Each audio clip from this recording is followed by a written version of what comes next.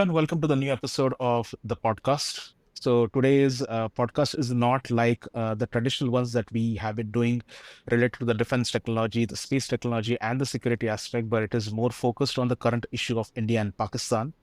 So we'll be doing a series of episodes for the experts who are, have been researching or have been on field for several years, both on the India side or the Pakistan side, or the people who have been, the key observers from the other parts of the world.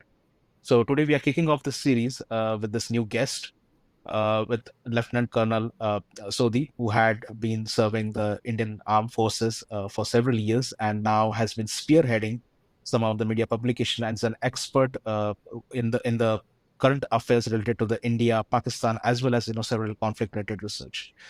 So without any delay, I would like to welcome him on this episode. Hello, Lieutenant Colonel Sudhi. Welcome to the episode. Jai Hind Omkar ji. First of all, my immense gratitude and heartfelt thanks for having given me the opportunity to express my views on this Yes. topic, which is of global concern now, is not limited just to South Asia. Yes. Absolutely. Yeah, as I mentioned, you have been researching on the conflict-related things as well, along with the prime focus on the India-related issues as well. So, yeah, before we actually, take a deep dive into the topic, I mean, the basic level idea about the issue, I think people have it from the kind of stuff we have been publishing on our podcast and all. So I would like to start with the Pahalgam incident. So despite mounting evidence and repeated attacks like the recent Pahalgam incident that we observed, Pakistan continues to deny that it harbors terrorists. So why do you think this denial persists, and what strategic advantages, from your point of view, that you feel does it serve for Pakistan? On 14th August 1947, Pakistan emerged as a new nation, and the very Yes. next day, on 15th August 1947, India got independence. And right from day one, there was one issue between India and Pakistan, that was the place of Jammu and Kashmir. So in 1947, when Pakistan emerged as a new nation and India got independence, the king of Jammu and Kashmir that time, the Maharaja as he was called, whose name was Yes. Maharaja Hari Singh, he decided not to join either India or Pakistan. Now, I would like to also tell your viewers that at the time of India and Pakistan independence and creation 47, there were 565 princely states in the entire area which was joint India and Pakistan, which is present today, Yes. which includes the present day Bangladesh also. So there were 565 princely states, and the British government, who was ruling India that time, asked each of these princely states what option would they want to exercise. Do they want to join India, or do they want to join Pakistan, or do they want to remain independent? Out of 565, there were three princely states which decided not to join either India or Pakistan. And one of them was Jammu and Kashmir. So Maharaja Hari Singh of Jammu and Kashmir, that time the ruler that time, decided to join neither India nor Pakistan. So after 15th August 1947, after India's independence and Pakistan's creation a day before, 6 days after Pakistan's creation, on 20th August 1947, Pakistan started preparing a plan to annex Jammu and Kashmir. They named this plan as Operation Gulmarg. And under this plan, Pakistan decided to send the tribals as well as some of their own Pakistani army soldiers in civil dress. And in October, these people entered Jammu and Kashmir. Now, when they entered Jammu and Kashmir, as I told you, Jammu and Kashmir was independent, neither part of India nor Pakistan. So, the Jammu and Kashmir state forces tried their best to stop the invasion by these tribals, but they were not successful. And these tribals, they reached a place called Baramulla, which is just 26 kilometers away from the capital city of Srinagar. It was here that the tribals went awry of their plan and thinking that Srinagar is just 26 kilometers away, which they can cover anytime, they decided to relax and rest and started looting and plundering the town of Baramulla apart from raping women. So, this time delay which was created, the Maharaja Hari Singh decided that if these people reach Srinagar, all will be lost. So, he contacted the government of India, he signed the instrument of accession, and the very next day of the signing of the instrument of accession, the Indian army reached Srinagar airport and thereafter started the process to drive these tribals back. So Indian army was successful. They drove the invaders back to a city called Uri, and it was then the United Nations ordered a ceasefire. Both the sides accepted, and that became the new ceasefire line, which later became known as the line of control. So Pakistan was not successful in fully taking over the state of Jammu and Kashmir. It managed one third of it, which is now called as Pakistan occupied Jammu and Kashmir. But Pakistan's intentions always remained that it wanted to occupy the whole of Jammu and Kashmir, for which it waged two wars in 1965 and in 1971. The 71 war was a trigger because that time East Pakistan, which is present day Bangladesh, which was under Pakistan, started facing a lot of atrocities from the Pakistan army. And finally, the war started between India and Pakistan, which led to the creation of Bangladesh. And the war was fought on the both borders, eastern borders with the Pakistan army in Bangladesh, and on the western borders, which is across India, where Pakistan is there. So Yes. after 1971, when India defeated Pakistan and split Pakistan into two nations, Pakistan realized that it cannot beat India in a conventional war because of the superiority of the Indian army, the vast manpower and defense equipment which Indian army has, compared to which Pakistan has pretty much less. Yes. So next month on 24th January 1972, there was a Multan conference held in the city of Multan in Pakistan, which was chaired by the Pakistani Prime Minister Zulfikar Ali Bhutto. In this Multan conference, three important decisions were taken. One, Pakistan will go nuclear. Two, in the times ahead, Pakistan will wage a war again to annex complete Jammu and Kashmir. And third, Pakistan will support terrorism to spread instability in India. After a few years, Pakistan applied the third decision taken, which commonly came to be known as the military doctrine of bleeding India into thousand cuts. In the end of 70s, the Indian state of Punjab started experiencing terrorism, which was totally funded and fueled by Pakistan as part of the military doctrine of bleeding India into thousand cuts.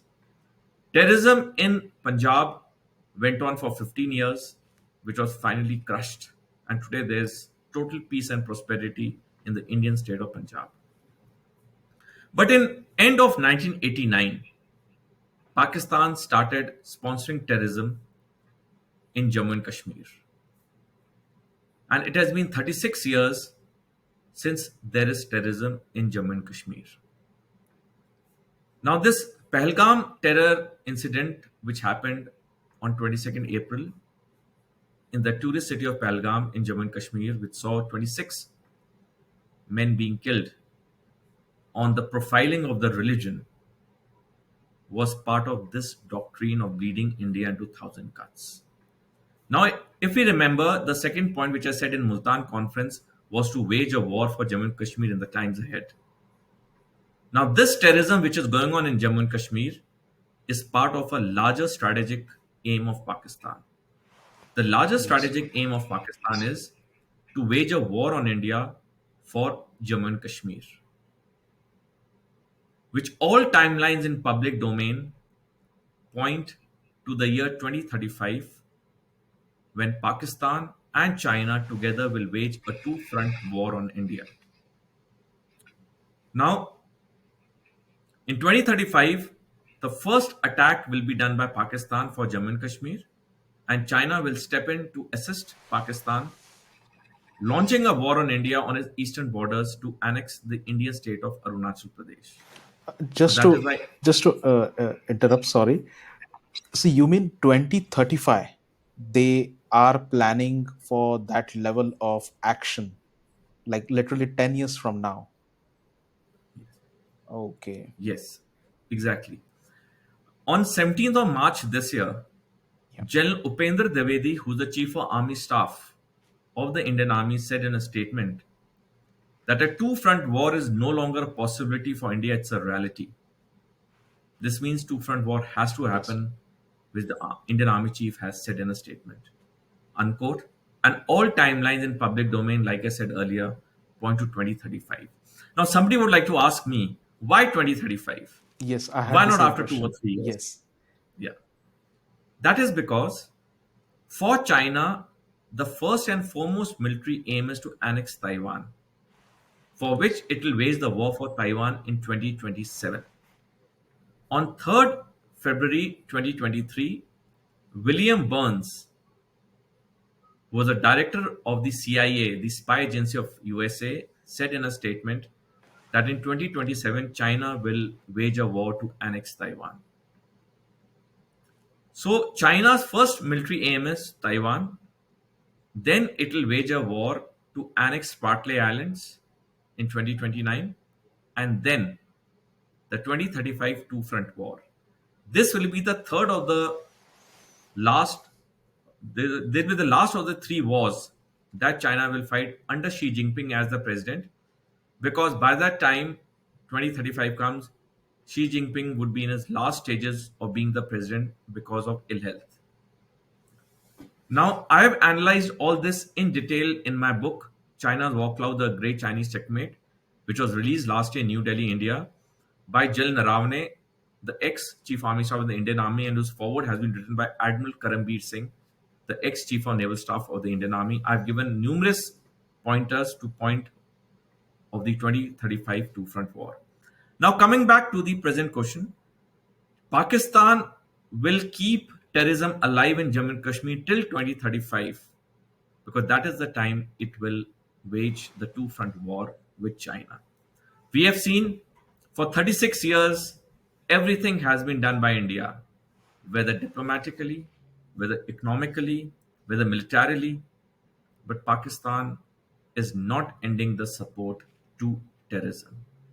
And Yes. now, as India and Pakistan face a standoff, which was evident by today's evening press briefing by the Indian Foreign Secretary Vikram Misri, that Yes. Operation Sindoor, the operation which was launched by the Indian military yesterday early morning from 1:05 a.m. to 1:30 a.m., is an ongoing operation. Last night, Pakistan targeted 15 Indian cities whose attack was repulsed by the Indian military. So, this Operation Sindoor is a fallout or is a retaliation to the attack done by Pakistani trained and supported terrorists in Yes. Pahalgam last month on 22nd April. Yes. And just to step ahead, like you have spoken a bit about, I think, asymmetric warfare as well. So, how does Pakistan's use of terrorism, as you mentioned, fit into a broader long term tactical playbook? And what should India and the international community recognize beyond this, small set of attacks? Like, what more can be done, basically? As far as Pakistan is concerned, after 71, like I said, when it realized that it cannot beat India in a conventional war, Yeah. it started using various strategies as part of the asymmetric warfare to keep India disturbed.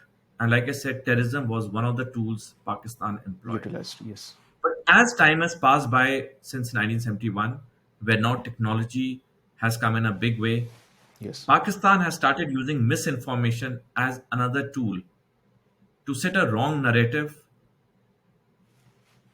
which it uses the social media platform like X, Instagram, Facebook extensively. So much extensive is Pakistan's misinformation campaign that at time leading international media publications publish the wrong information, and when the rebuttal comes from the government of India, then they take down that particular information. So I would say Pakistan is pretty much successful in the information warfare, Yes. which is it has been using as part of the asymmetric warfare. The other, of course, being terrorism.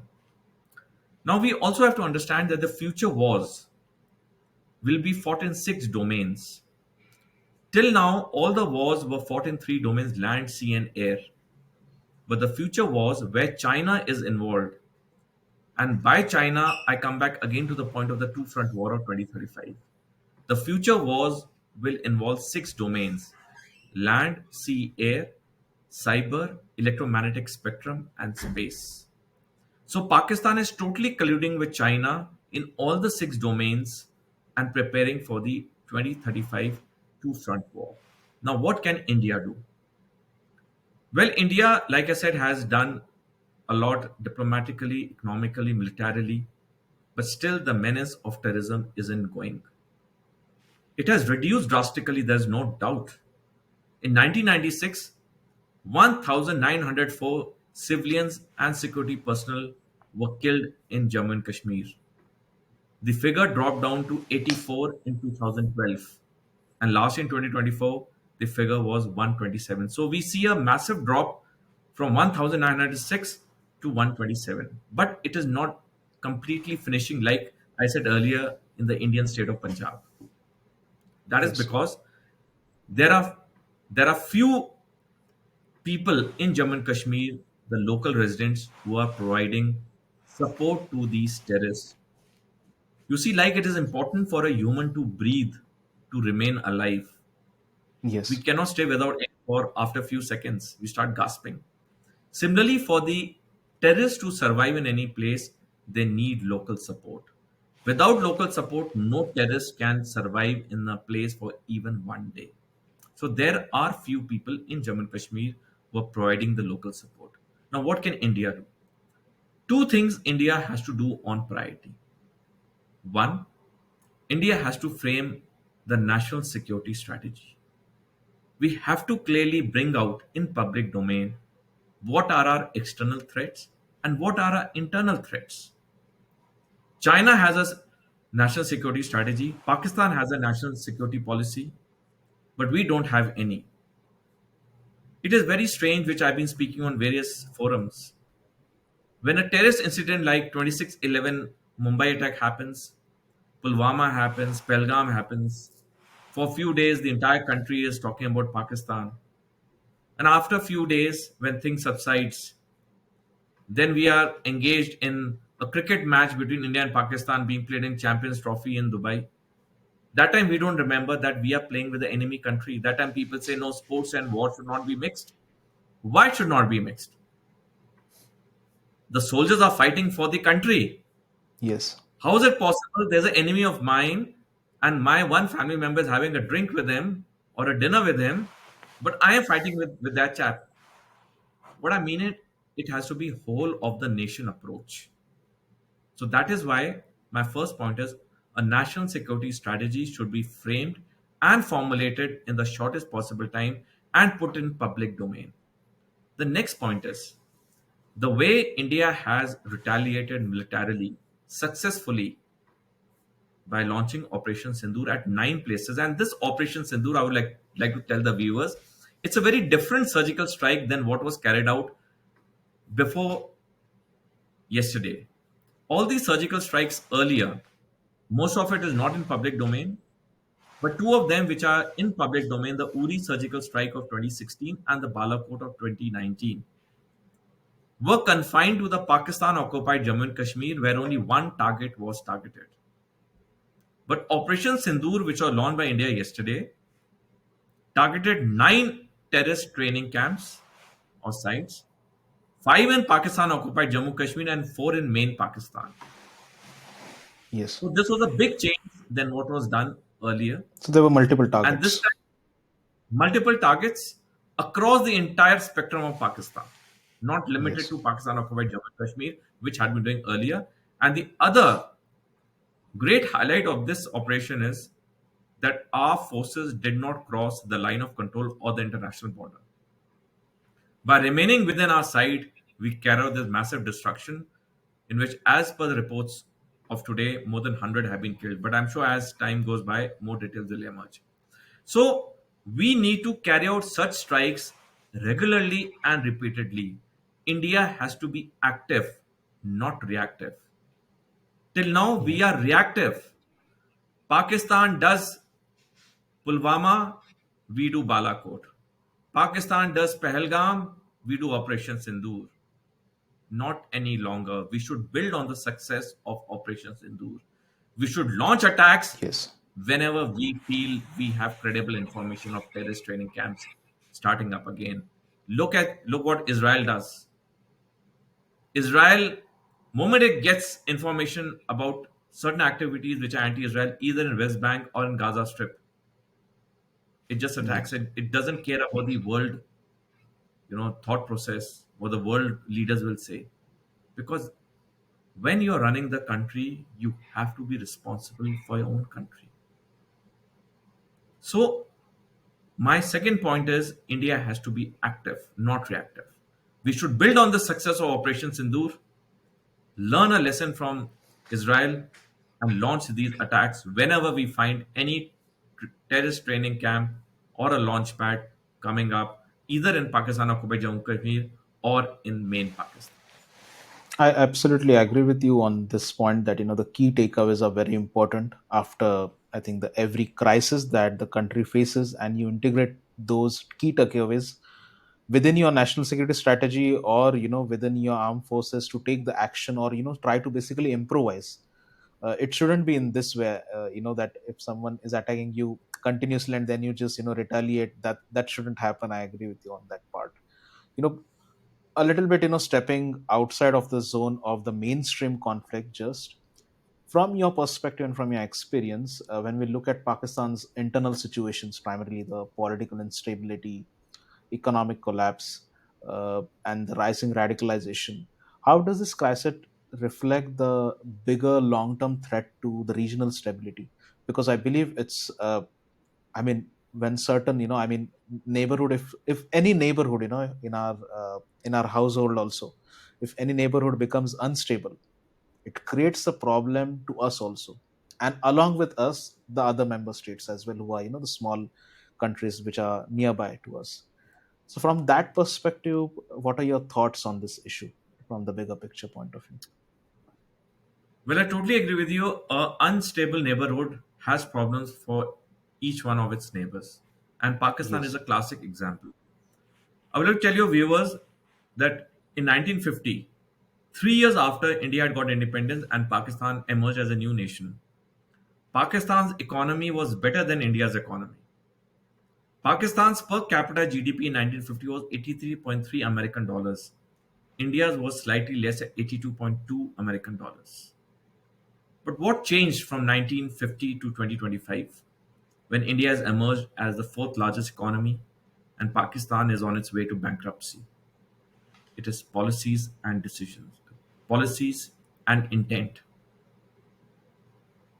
Pakistan followed the policy and intent and based their country on two things primarily: anti India and anti Hindu religion, which was evident by General Naseem Munir, the current Pakistan Army Chief statement to overseas Pakistanis on 16th April, where he clearly spoke about the two nation theory and how the two religions of Islam and Hinduism cannot converge. His statement was a his 9 minute and 56-second statement was a clear testament of the immense hatred which is there in Pakistan against India and Hindu religion.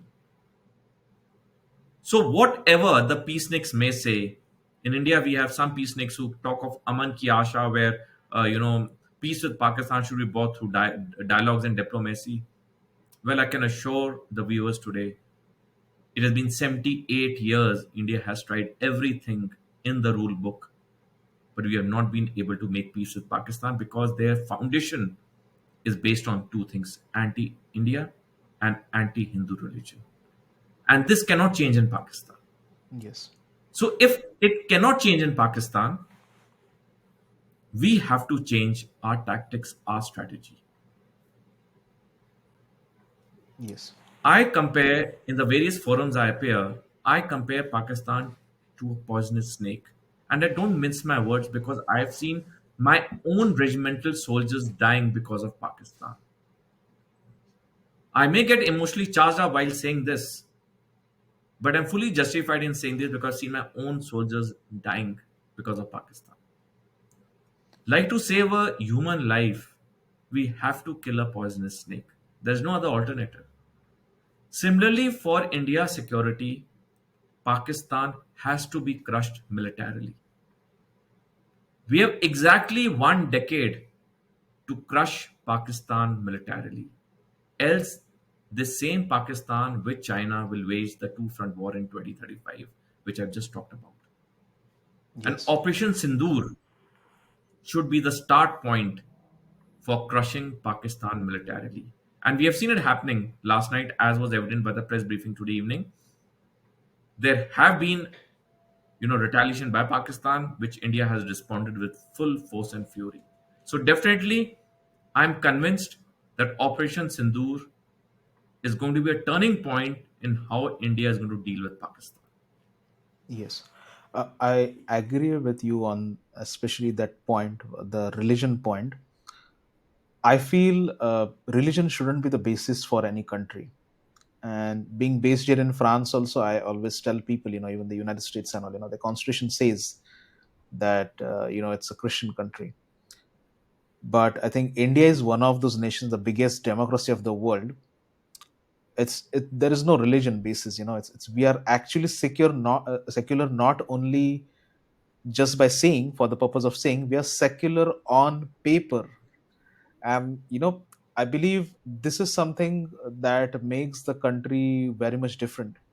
And when it comes to religion, I would like to add for the viewers, some of our biggest scientists, even the entertainment sector as well, have some of the the minor population of the religion who have climbed up to that ladder. I do not see the same kind of thing happening in the neighborhood, basically.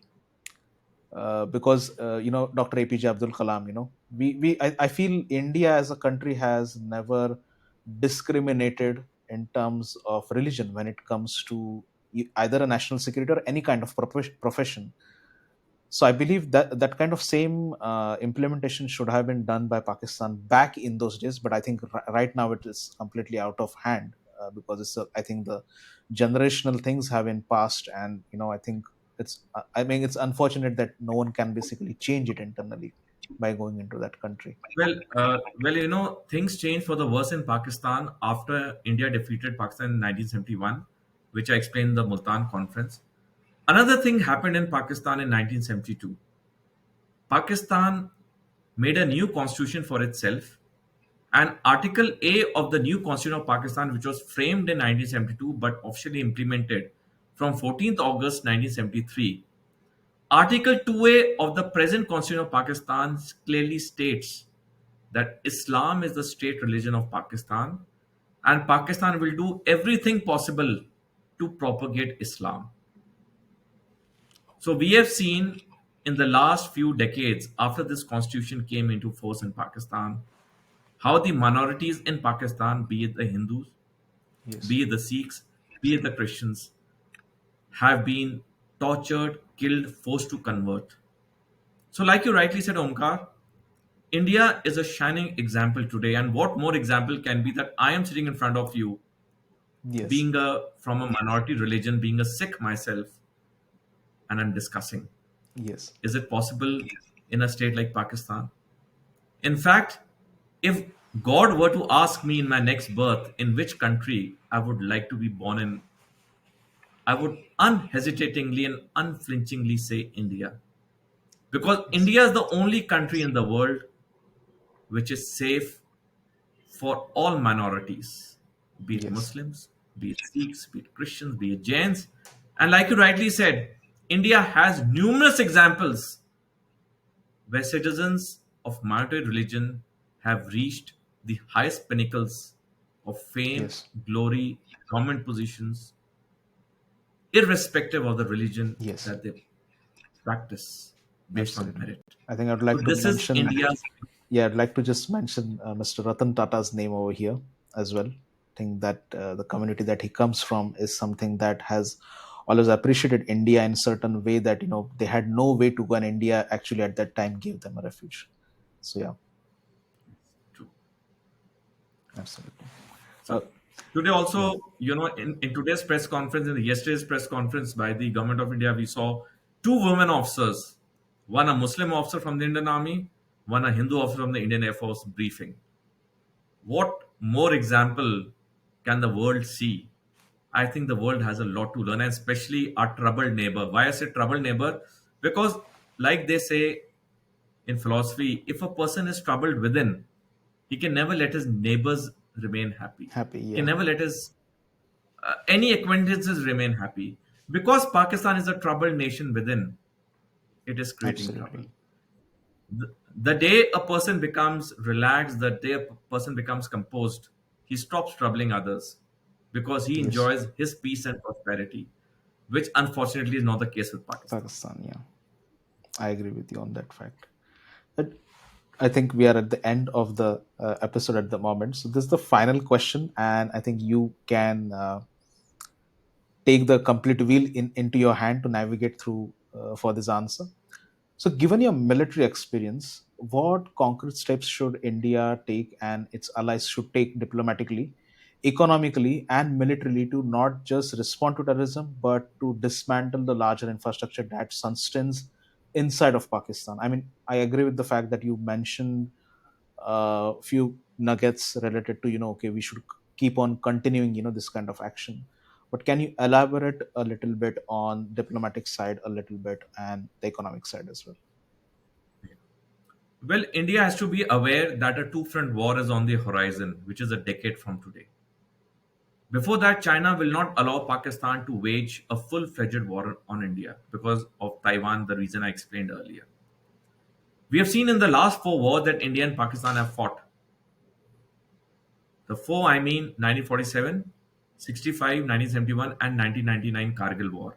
In each of these four wars, Pakistan was the aggressor and India retaliated, thereby eventually winning all the four wars. This time too, Pakistan would like to wage a war on India post this Pahalgam terror incident, Operation Sindoor. But China will not allow Pakistan to wage a full-fledged war because, like I said, its first and foremost military aim is Taiwan. So we have exactly one decade as a nation to prepare well for the two-front war. And for that, the first thing we should do is we have to step up our domestic production, our manufacturing, our economy. We are not strong from the manufacturing point of view. Why we are not strong is because our manufacturing is very less. Because for a good manufacturing country, two things are needed. One is the number of doctorates or PhDs in STEM, science, technology, engineering, mathematics. Second is the percentage of GDP which is invested in research and development. Let me give you the figures of 2019. China had 39,000 doctorates in STEM, USA had 26,000 doctorates in STEM, India had only 700, out of which 70% have renounced Indian citizenship and settled abroad. As far as research and development is concerned, investment, USA spends about 3% of the GDP on R&D, China about 2.7%, India 0.7%. So the thrust of a manufacturing economy rests on two pivotal figures: your doctorates in STEM and the amount you're investing in research and development, because that is what propels technology. We are a growing economy, but most of our technology comes imported, where most of the countries do not share their, you know, codes or their, um, formulas for technology. IP. Yes, They'll whatever. sell us all right, but they'll Yes. not give us the source code. Yes. So one is we have to focus on doctorates in STEM, ensure that they stay in India and they work for India. And connected with this is to spend more money on research and development. This is as far as economy is concerned. Absolutely. The second point that India needs to do, like I said, 2 points which are discussed in detail: national security strategy and having continuous military strikes after the success of Operation Sindoor. These 2 points are elaborate in detail. The third point that India needs to do is on the diplomatic front. We are doing well diplomatically on the international arena, but in the regional arena, we are facing a severe problem. India has Yes. 8 neighbors. Take out 2 of them, Pakistan, China, they are our enemies. There's no point even trying to think that they can be our friends. That leaves 6. Out of 6, 5 are totally in the Chinese grip. It is only the tiny nation of Bhutan which is totally inclined towards India. And the way Bhutan and China's talks are at an advanced stage, anytime they can sign the friendship pact, anytime they can have diplomatic relations, which as on date, Bhutan and China don't have. So out of 8 neighbors, 7 are not with us. So we need to focus more on the regional diplomacy. Why I'm saying this? Because in the two front war of 2035, China will be using these neighboring nations as logistics bases for the furtherance of their military operations. I'll just take 2 more minutes. I know time is, uh, Absolutely. Absolutely. You can take your time, sir. Not an issue you as know, well. for Yeah. for a long time we had been hearing about string of pearls, how China is going trying to encircle India through the sea route. Well, their planning has fructified. Gwadar port in Pakistan is under the Chinese grip. Hambantota port in Sri Lanka is with China. On 23rd March 2023, China made the Cox's Bazar naval base in Bangladesh, and as we talk today, 6 warships of Chinese Navy are docked there. China has made a military base in Lamu Atoll in Maldives. China has made a military base in Kaikukyu Islands of Myanmar. So if we see the map of India, where the southern part of India is encircled by the sea, China has got military bases all the way from Pakistan to Bangladesh. So that's why I said India needs to step up its diplomatic efforts with the neighboring nations so that China is not successful to use them when the two front war is waged on India in 2035. So I think these are three things India should Yes. do on priority, keeping the two front war on horizon a decade away. Interesting. So that's a very, I would say, wide perspective. And I'm especially interested in your 2035 theory, which I believe, strongly believe, because I have been following the international leads on this conflict actually, and a lot of it makes sense, especially the intelligence perspective of the United States that you mentioned. I have been following that very closely. It really makes sense. I personally would love to record a dedicated episode on that special part of 2035. I think because we as a channel cover space defense security topics, but we started with espionage topics primarily, the intelligence topics. And what you are providing insight into is kind of a, I would say, a deep future intel in an open source manner, which I believe a lot of research scholars might be uh, I would say hungry to integrate this kind of theory within their research by giving you credit, of course. So definitely, I look forward to recording more such episodes with you, sir. But for now, thank you Sure. very much for your time again. I believe you'll be very much busy, so I won't keep you holding for more long now. Thank you very much. Thank you so much, Omkar, once again for giving the opportunity on your international platform to air my views. My immense gratitude once again. Thank you so much and wish you all the best for your channel. Yes.